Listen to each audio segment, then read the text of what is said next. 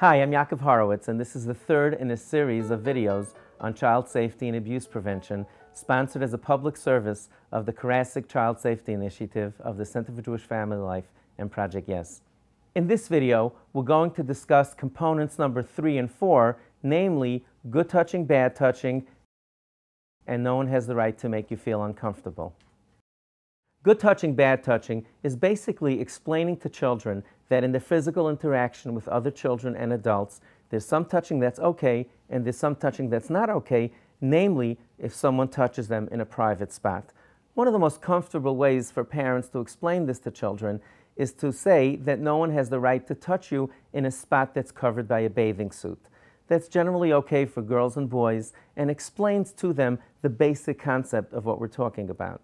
It's quite evident that when having these discussions with young children, exceptions must be made to the rule of good touching, bad touching, because parents and caregivers are taking care of their physical needs and must touch them in private areas when bathing or cleaning them. However, it's very important to list exceptions to these rules very carefully and with a very narrow window of which people are okay and which aren't. Sadly, the vast majority of predators are not strangers, but rather people that the children come in contact with on a regular basis, like family members or kids on the block. Therefore, the conversation should sound something like this.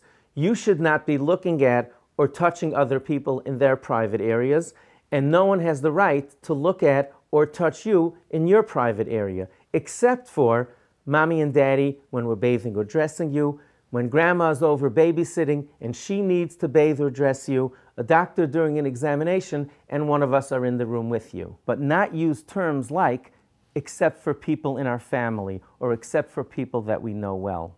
The fourth safety message is no one has the right to make you feel uncomfortable.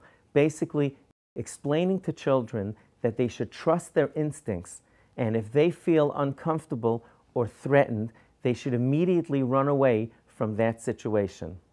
As we noted in the last video, it's very important for parents to understand how the grooming process works, meaning how do predators select their victims and how do they gradually build their trust over time so that they feel that they're able to molest them and not get caught.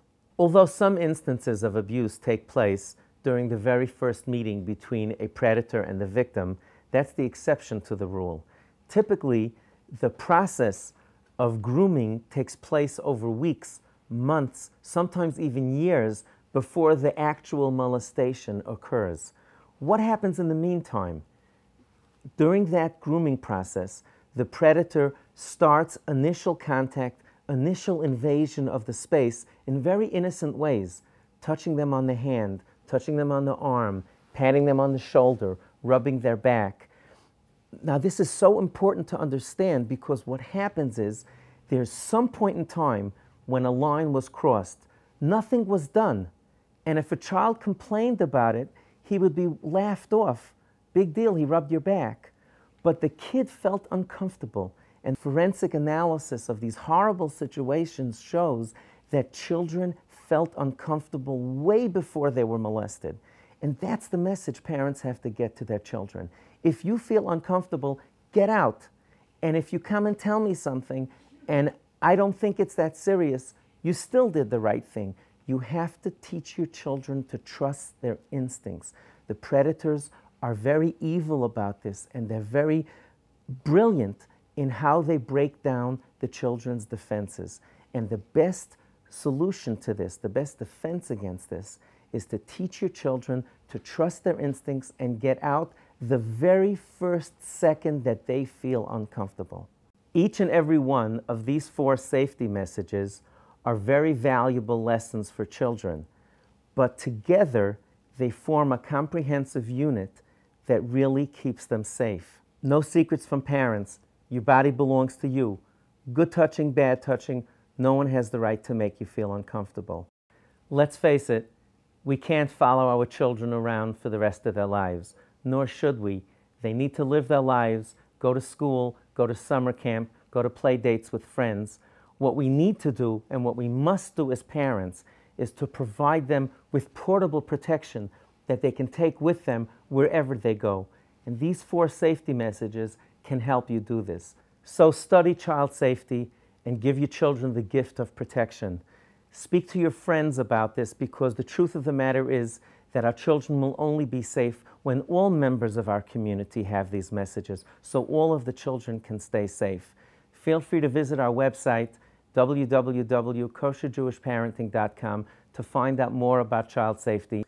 There you can also find information about our child safety book, Let's Stay Safe, which was designed to give parents the language and the tools to have these critical conversations with your children in an effective and comfortable manner. Thank you very much for listening, and we hope that this information will help keep your children safe and secure at all times.